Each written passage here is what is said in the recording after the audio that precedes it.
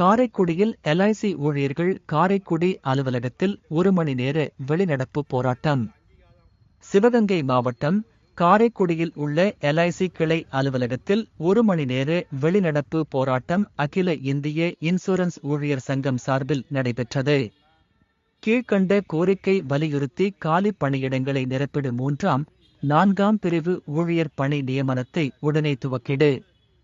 ஐயாவிற்கு சங்க அங்கீகாரம் வழங்கிடு. ஆர்ப்பாட்டத்திற்கு தோழர் தலைவர் முத்துராமன் தலைமை தாங்கினார்.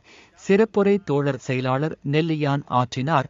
வாழ்த்துரை பென்ஷன் சங்க தோழர் காசிலிங்கம் வழங்கினார். பென்ஷன் சங்க செயற்குழு உறுப்பினர் சங்கரேஸ்வரன் மற்றும் தோழர்கள் அதிக அளவில் கலந்து கொண்டார்கள். இனிமேல் எதுவா இருந்தாலும் சங்கத்தை கூப்பிட்டு பேசக்கூடாது. ஏன்னா LIC சங்கம் வந்து அங்கீகார சங்கம் இல்லை அப்படி மாதிரி புதுசாக ஒரு ஸ்டேட்மெண்ட்டாக மோடி அரசு சொல்லிட்டாங்க.